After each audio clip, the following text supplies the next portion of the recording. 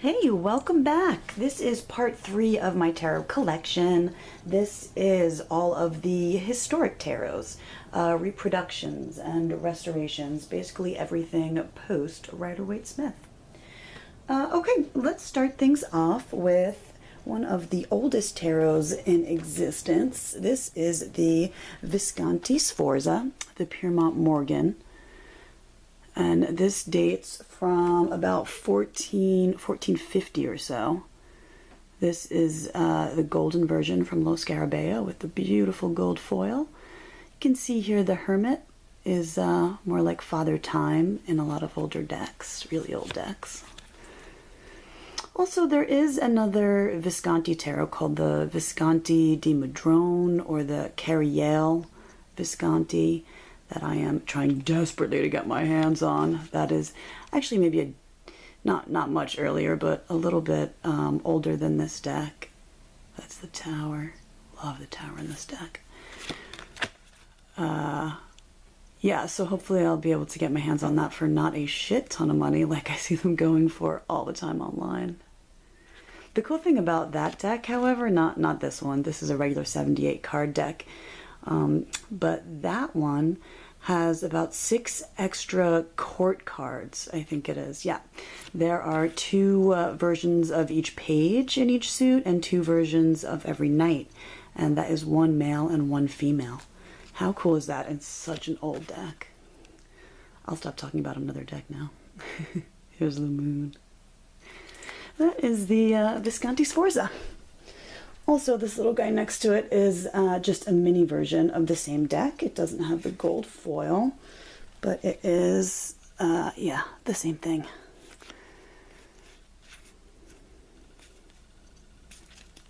Mini version. The next deck is also 15th century. It dates from like the late 1400s. And this is the Estensi tarot, also known as the Charles VI tarot. We will call it the Estensi tarot. Aren't they pretty backs? This is a Lo Scarabeo version of this also. And it also has the beautiful gold foiling. So there are only, I think, 17, shit, I hope I'm getting that right, 17 of these cards actually in existence, all from the major arcana. There are no minors to go along with this deck. Originally. So what they did for this deck was they recolored and cleaned up what they did have. I think they were redrawn. I'm not positive. Anyway, this is one of the original cards. They were copied pretty closely, if anything. So this is what they look like. They look very similar. This is also an original. This is the World. This is Strength, also one of the original deck. No lion there. She's got her her column. And the Devil, this is one of the ones that was recreated, or just created for this deck. The Moon, this is an original. This is this astronomer sort of setup is something you'll see in a few more of the decks as we go. How the moon used to look. Empress, this is a new card. They really all fit together quite seamlessly though. The Magician, there was no Magician with this deck, so they added this one in. Looks similar to the Visconti. Here they have the Hermit. This is an old one. He's more like Father Time here also. This hourglass. Alright, and here's some of the minors. This is the Knight. Knight of Wands, the Queen of Wands, and then the Two of Wands. I guess we're showing you wands. Oh, there's some cups, 8 of cups. The inspiration for all of the minors came from frescoes, I believe. But yeah, that is the Estensi tarot. It is absolutely gorgeous, and I love it. This next deck I had printed up myself because I was having a really hard time finding one for a reasonable price. This is the backs that I put on them. You can still find it some places for a lot of money, unless you already happen to have a copy of it. And of course, there it is. It is the Sola Busca tarot. dating from about 1491, I believe. This is the World card. Now, this is another major. This is a very interesting deck to study, and there's a really good website. I'm sorry, I don't know the address offhand, but there is a good Sola Busca tarot website that tells you a lot of history about each of the characters or the Romans depicted on each card. Because what, I know about them offhand and what most people, you don't recognize these names, but there are little stories that go along, or the stories behind the historical, they're mostly historical figures too, on the majors. This is, what is that, the Six of Coins. This is the Page of Coins. Two of Coins. And the Nine of Wands. This is an amazing deck. This has illustrated minors. This is one of the very, very few decks up here that has illustrated minor cards. And this is straight out of 1490 something or other. Crazy, right? Eight of Swords. You can see if you look through this deck where Waite got a lot of inspiration from for his minors. Definitely. This is another Sola Busca, or Busca, I'm not sure, deck. It is by Tarot by 7, available on her Etsy shop, Tarot by 7. I picked out the backs for it. You can pick out whatever backs you'd like for it. I also edged it with some gold pen. And what she has done with this deck is absolutely amazing. I love it. She turned the Sola Busca deck into a deck that adheres to a Rider-Waite-Smith system. So, yeah, nothing even jumps out at you like she made any changes. It is absolutely seamless. This is the Sun. This is the Eight of Coins. So for some of the minor cards, she even just flip-flopped like their numbers around, the ordering of it to make it work with the Rider-Waite-Smith system. And then for others, she like digitally cropped out bits and pieces of the card to turn it into something else. This is the Hermit. She even made a friggin' gorgeous High Priestess. Look at that. Yeah, images from other cards and stuff, and it just works. She pulled it all together. The images are also pretty zoomed in for this. There's no borders, they're all borderless. This is Justice. And there's our World again. Beautiful deck, right? Oh my god. Next up we have the first deck that, or the...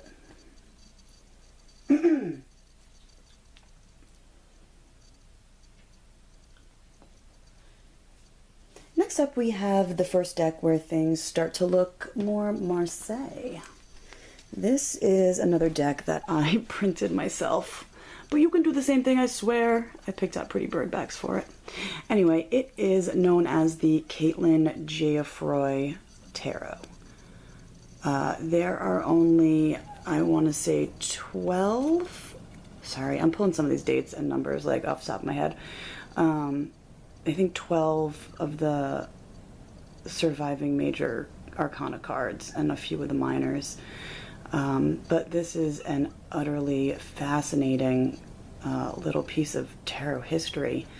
I can't really read with this deck, like I said, because it's not complete and an artist didn't go back through and do the missing cards for us, at least not yet. Somebody do that, please, because this would be a really cool deck to do that with. But yeah, okay, let me show you some of these first, then we'll get into the minors because they're just as interesting. This is the Tower, and it always looked to me like Orpheus and Eurydice, like she's being dragged away. Interesting take on the Tower.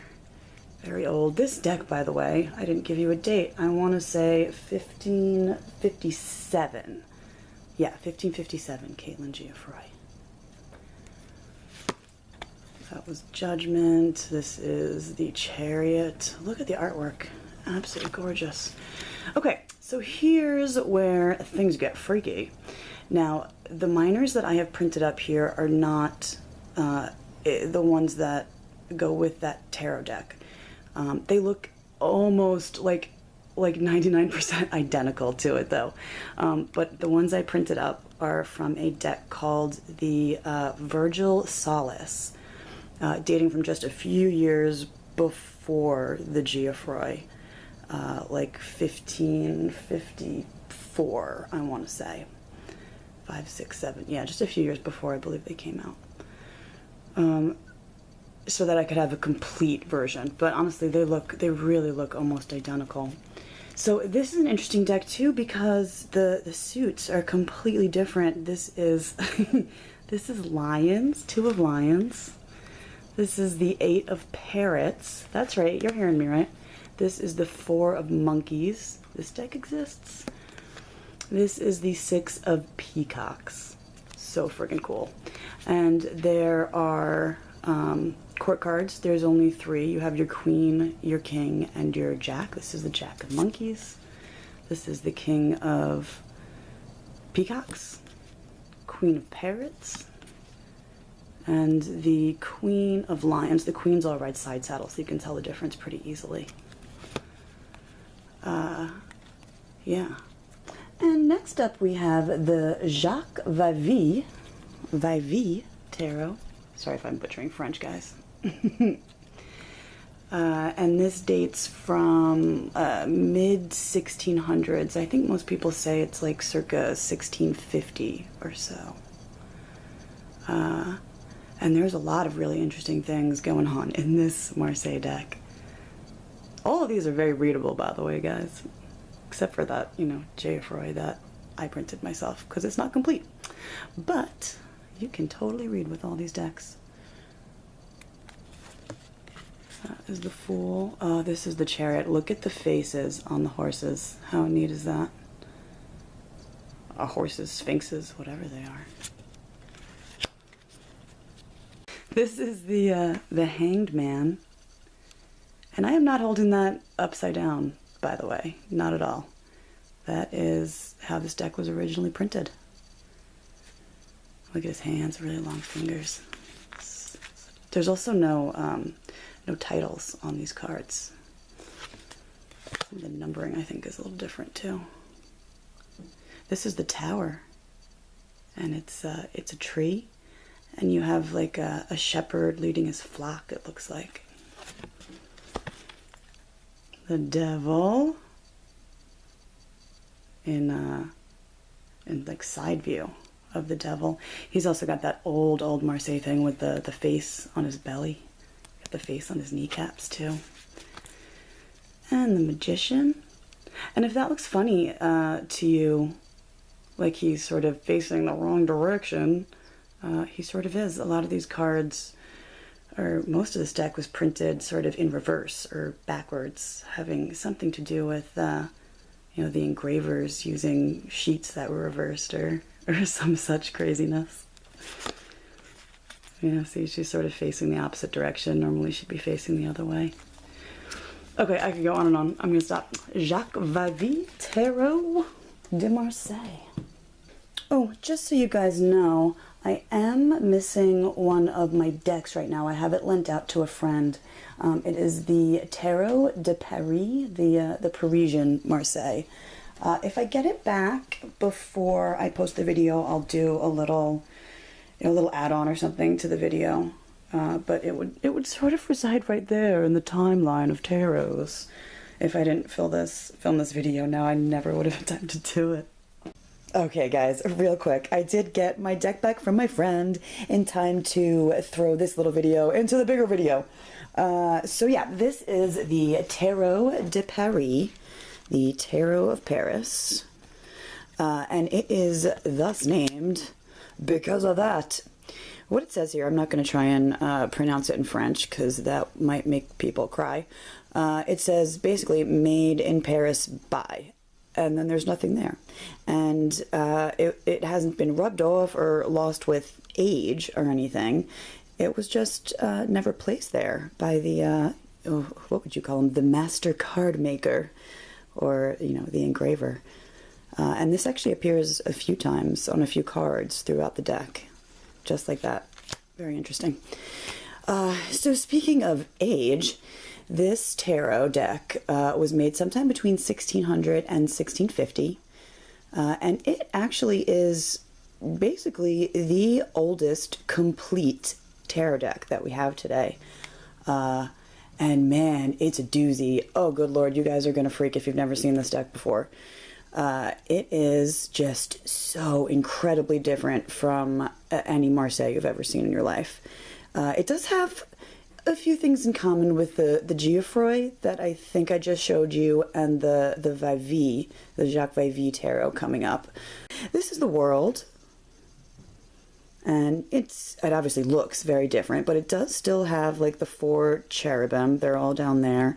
They look like the 4 winds in this deck, though. They're all blowing whoo at the world. And she's actually holding like a curtain rod. Interesting. There's like a veil reference there. Oh, I pulled this one because I know it's a little hard to see right now, but that is the Chariot.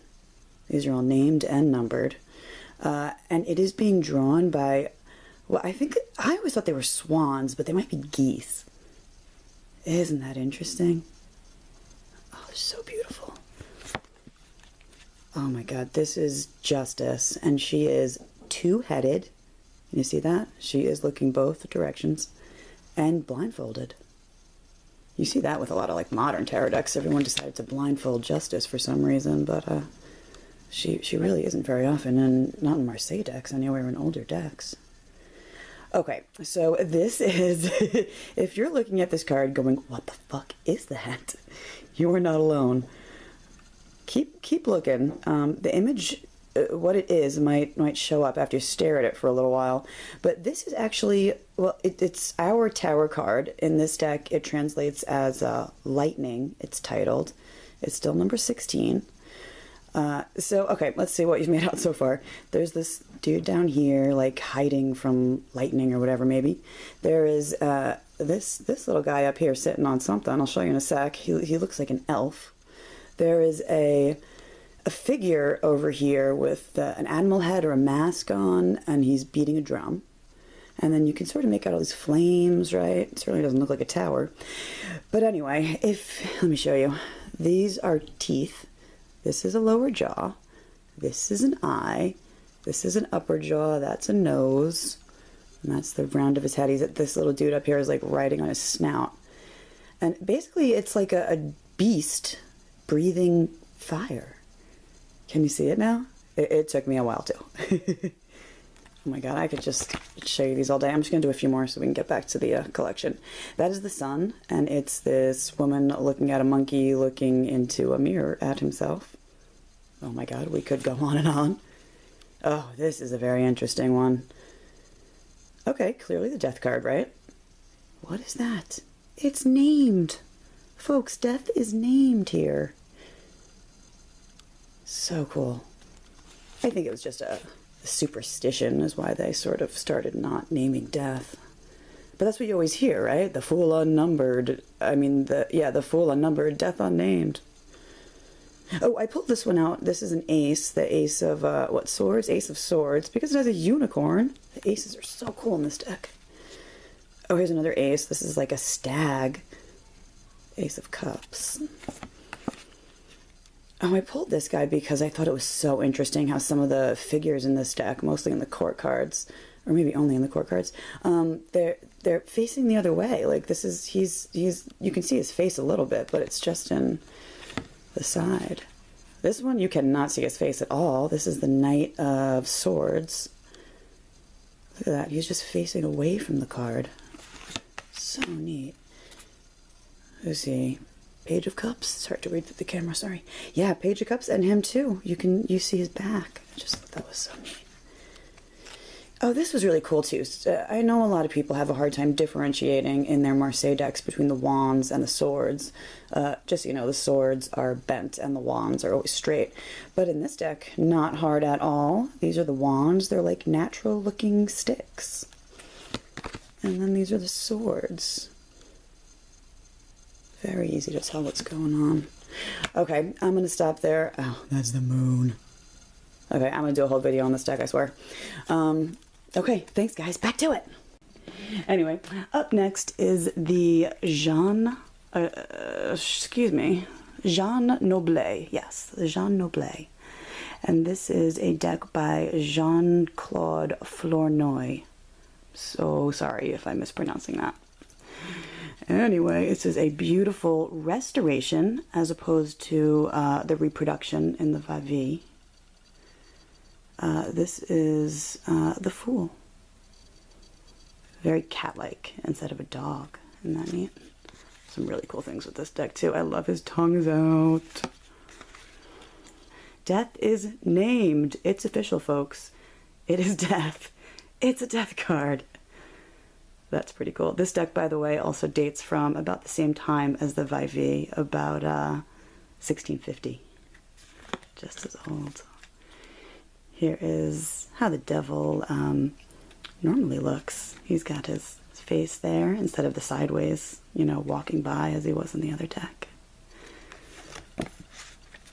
The Hierophant. The minors.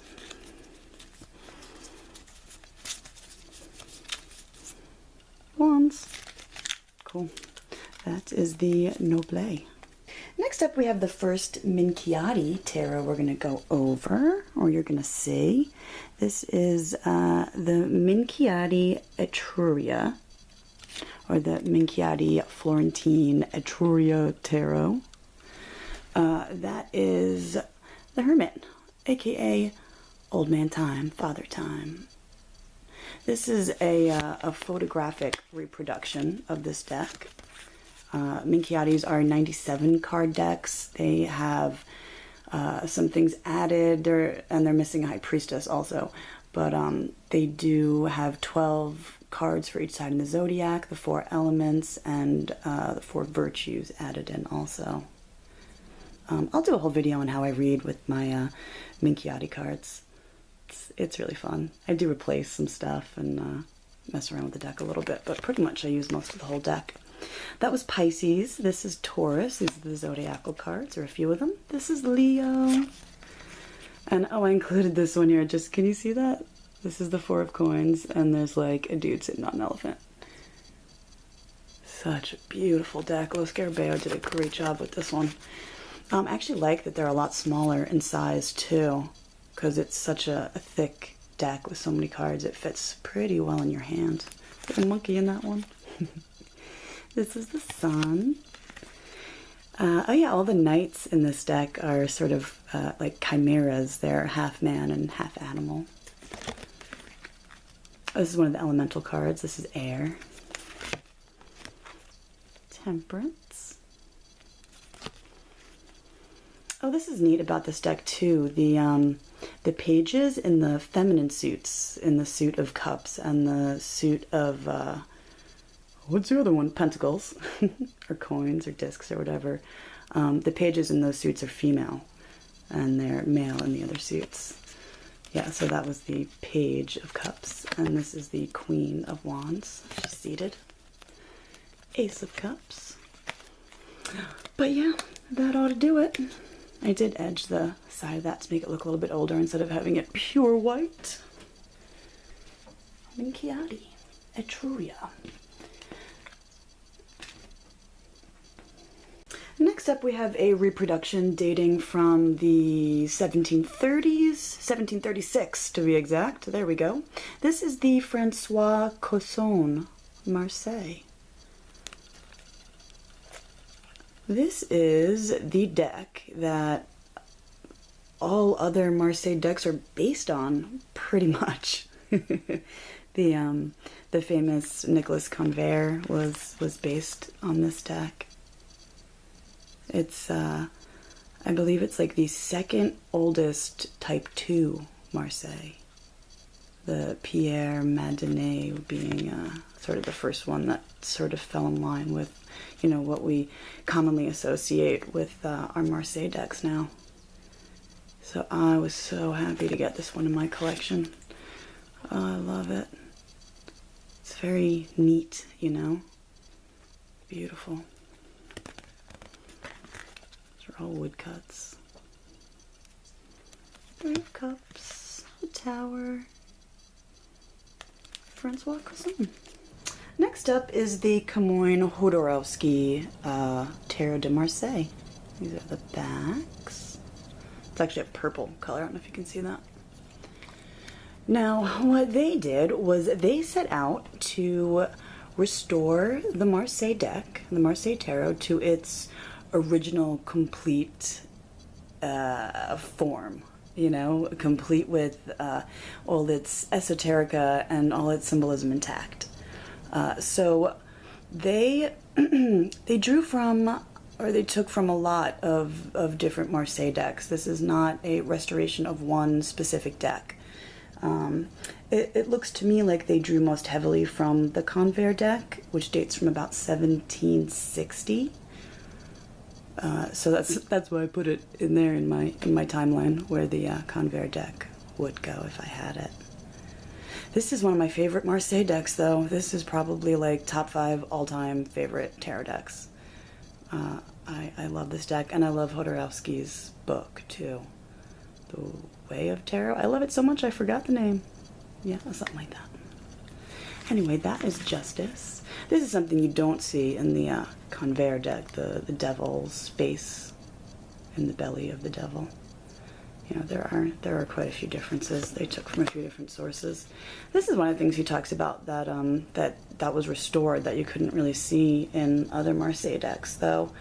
At the bottom of her dress, you can see it very clearly on this deck, that it's sort of 2 snakes dancing or intertwined.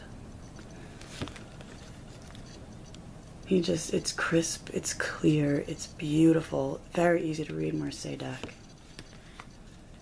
Here's your Fool.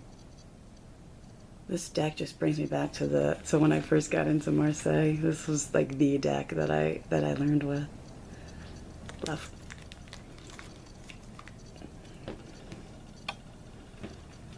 Next up is the Flemish Tarot, also known as the Vandenborre, or the Vandenborre Baccus, or the Tarot Flamand. Don't ask me why there's so many names for this deck, but there is. This deck is really interesting too. The backs are sort of coated, and ready, check this out. The fronts are like not coated either. You can feel the parchment. You can see the color of the paper and feel it. I hope they last me forever. They've already held up a good long while. But that is Baccus right there on the number 5 card, where you would normally see the Pope or the Hierophant later. This is one of those decks where they changed the High Priestess, or excuse me, the Papist and the Pope. You can also see that in like the 1JJ Swiss, where it's Juno and Jupiter, or the Ben St. Cohn, where it's the same Juno and Jupiter. But in this one, we have Baccus, and there he is, the Spanish captain. So strange.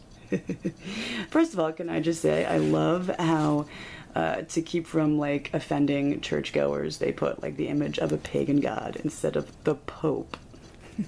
So weird. Oh, isn't this deck gorgeous? That's the Spanish captain as the High Priestess. I'm going to do a review of all these, and we'll go into a little more detail about who the Spanish captain is and all that good stuff. So many interesting things with this deck, though. This is one of my favorites.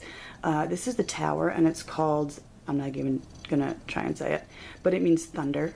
So it has a whole different name for the Tower. What do we see here again? An upright hanged man, just like in the Vivi. Also very similar to some of the older decks is, you know, the dude or dudess hanging out by the moon. L'Etoile, the stars, another astronomer, just like in the older decks. Oh my god, can you see any of what I just did? Sorry. Hermit of the World. Chariot only has one horse too, which is interesting. Here's some of the minors. It's just a gorgeous deck. That's the Vandenborre. And on into the 1800s we go. This is the Tarot Neoclassico. But sometimes I think it's called the Gumpenberg. It was published by Ferdinando Gumpenberg also. This is also the first Il Menegello deck that I am showing you. I love their stuff. They come in beautiful, beautiful boxes. And the stock is like superb. Here's the Papesa. This is what the minors look like in this deck. Such a rich looking deck. The borders look like someone just... This is an engraved deck though also. I love this tarot card. I don't know why. It is so simple and there is absolutely nothing happening, but I love that card. This is one of those like Sansom Hercules type strength cards. Gumpenberg. That is the Tarocco Neoclassico. Next up we have the Grand Etteilla. Love the backs on these cards. Isn't that pretty? So this particular deck, or this version of it, was originally published by Grimaud in 1969, I think. But it is based on a much older deck from like the late 1700s, or based on two decks, I feel like it was. The other one's from like 1820s. But there's a lot of similarities between this and that deck. So this is the Wheel of Fortune, and this is Etteilla, so it's a little different looking. This what do you call it? This card is like the High Priestess. This one corresponds to the Empress. This is like the Queen of Cups. A lot of writing on these cards, a lot of keywords. They're in French and English, thank God. This is Knight of Swords. Page of Wands or Staffs. And this is what the minors look like. This is the Two of Cups. I love this card. Caduceus. Ace of discs or coins. Three of Cups. And that is the Devil. You can see a lot of similarities with the other decks, but there's also a lot of really fun Ettella-licious differences. Grand Etteilla. Next we have our last Minchiate of this section. And this dates from 1850, I believe it came out. And that is the Lovers. Also fit really well in my hand. This is another Il Menegello deck. The colors are so friggin' amazing. It's very matte cards. It's very similar to the Etruria. That is a lot older. But this deck has some really fun differences and is fantastic to work with. Chariot. The numbering is a little bit different in the majors because there's so damn many. That is Libra. This is the Knight of Cups. This is the Hermit. This is the Page of Cups. And oh, I love these cards. They all have red backgrounds. That is the Sun, the Moon, and the Star. Keep going off the top of the screen there. Sorry, guys. Next is Capricorn and the Hanged Man. And that's what some of the minors look like. This video will drag on forever. Sorry. Minchiate Fiorentine. Next up we have the Etteilla 3 Tarot, also known as the Book of Thoth by Lo Scarabeo. That's the version I have here. And this dates from 1870. This corresponds to the star, La Nuit. I'm not going to try and pronounce other languages anymore. I'll stop. This card is sort of like the Hanged Man. It's Prudence here. Oh, this always cracks me up a little bit. The Chariot in this deck is the African Despot. Yeah, that's a real thing. But yeah, the illustrations in this deck are just so cool looking. They're so old, and that's a devil. An interesting looking devil, right? Can you see that? Focus camera. This is the Magician and Temperance. That's what the miners look like. They have this beautiful, like, filigree background. Very rich with the reds and the greens. I also edged the side of these cards in gold. Backs are really pretty too. They're very simple. I like when Lo Scarabeo puts out reproductions. They're really good quality, you know? They're well done. So I went back and forth a lot between the ancient Italian tarot, which is what this one is, and Il Menegello's, I hope I'm pronouncing that right, and Il Menegello's Soprafino, their version of the Soprafino tarot. I ended up going with this one for cost reasons. This is like, I think, less than 20 bucks. And I'm actually really happy. These cards are bigger, and it just worked out really well. I edged them in gold also. Yeah, so this is actually not a copy of the Soprafino tarot per se, however. This is based off of a deck that was based off of the Soprafino tarot, which is Carlo Della Rocca's Soprafino tarot. Sorry, get in camera. So this deck was based on a deck that was done by the Ovando brothers in 1880, which in turn was based on the Soprafino tarot. It looks incredibly similar. It's the same goddamn thing. It's the sun. But yeah, I really like the size of these cards, and they're not super shiny, but they do have, you know, nice coated cards. I am scared I'm going to destroy my Il Menegello sometimes. This is the Hermit. This deck is just so gorgeous, isn't it? It's very rich and elegant looking.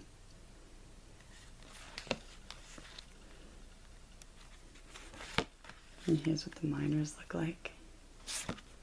Oh, there's Death. Yeah, that is the ancient Italian tarot. Next we have another Lo Scarabeo reproduction. This, they call this one the Tarot of the Master. It is also called the Naibi di Vacchetta by Giovanni Vacchetta. Not sure. I did trim these down a little bit. You can see the backs. One side's a little bit thicker of a border. And that's because I cut the words off. So it made them a little bit smaller, but got rid of, you know, the distracting words. I really like the way this came out. And I kept it square because, you know, most old decks are squared, you know, not rounded corners. This is the Star.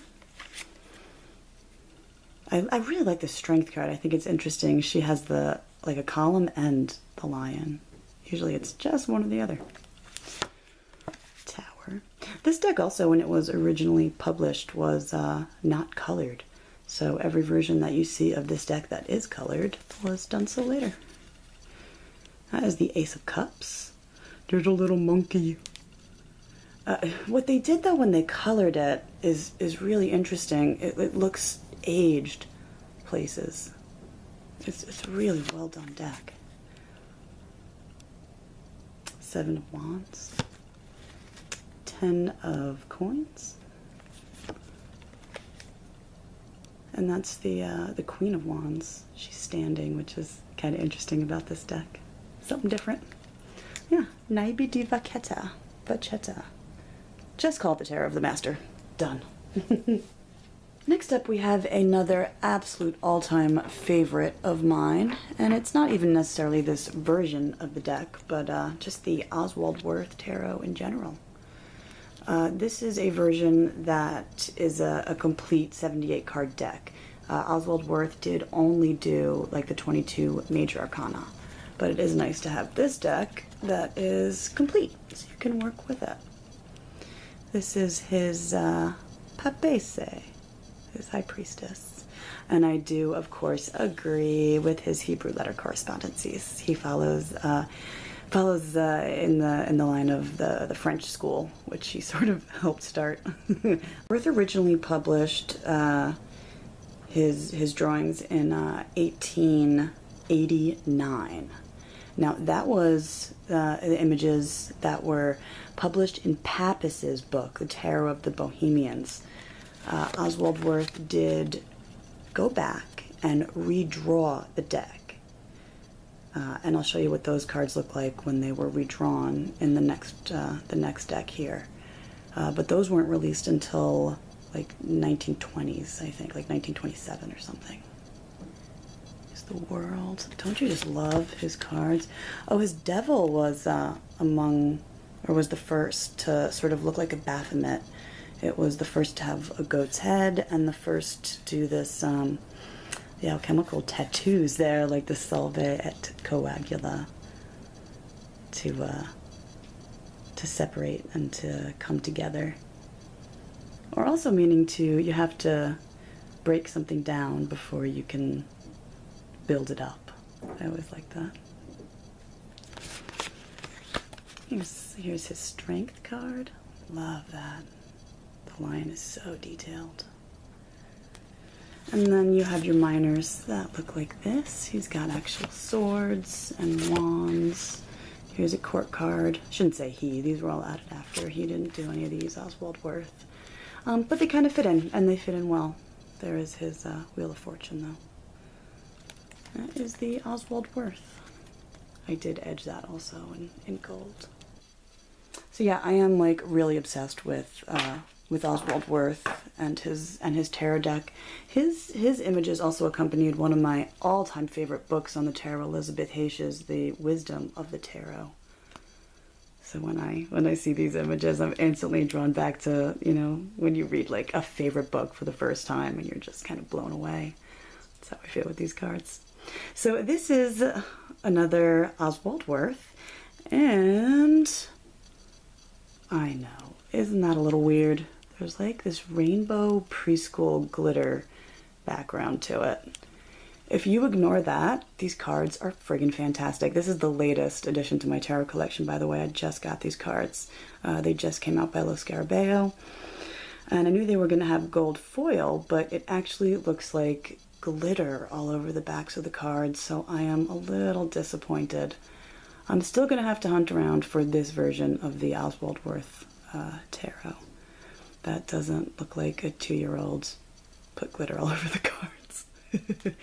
But all this sort of filigree, I'm not sure what to call it, around the border is what Wirth changed in his second deck, I guess you could call it. Most other things pretty much stayed the same, but so that's the version that I'm going to keep looking for. Also, they're very, I think that they are typical Lo Scarabeo cardstock, but because the cards are so oversized, it makes them feel extremely flimsy, like they're already kind of misshapen and warped a little bit. So, yeah. They're still really beautiful, though. I really do like them. Or I don't hate them. I was hoping for a little bit more, I gotta be honest. There's the sun. One more. There's the world. Alright. The backs are friggin' phenomenal, though, aren't they? I love that. And last but not least, we have the Egyptian Tarot. This deck, as you see it here, actually came out in the 80s. But it does have some pretty old origins, these images here. First of all, it's like an Egyptian Marseille. How friggin' cool. They're not actually Egyptian cards, but yeah, they're just meant to look like it. That's the moon there. But yeah, these cards got their start way back in like 1896, I believe, is when the 22 majors were first printed in a book by Falconet. Not sure if I'm pronouncing that right either. And then they appeared again in 1901 in a book called Practical Astrology, where they were put together with like all the minor cards, the court cards, and the numbered cards. And the major stayed pretty much the same, not a lot of differences. That's the sun, also called, I don't know if you can read it, the dazzling light. They have all sorts of correspondences and all names at the bottom. Now this is the same deck that you see like the Brotherhood of the Light using. It's the same deck that was used to illustrate, I think it was called the Sacred Tarot by C.C. Zane. I think he's the one who founded the Brotherhood of the Light. This is the Fool, the Crocodile. So when you're reading, you know, your tarot history, and you're like, and you come across the parts where Court de Geblin or Etteilla start saying how, you know, the tarot has Egyptian origins, and you're like, bullshit, no it doesn't, blah blah blah. You know, this deck makes me think of that. I do think there's a lot of truth to that, actually. You know, that it does have some Egyptian origins in a way. You know, maybe not physically, but you know, the initiatory meanings come right out of Egypt too, from all over the world, all different areas and myths. That's why we love it so. Anyway, that is the Egyptian tarot. And that is also, holy crap, the end of my tarot collection. Woohoo, we did it! I am going to do one more video, though, that will go over, I'll show you my oracle decks, my Lenormand decks, my Sibyllas, and my runes, and all that good stuff. See you guys soon. Bye.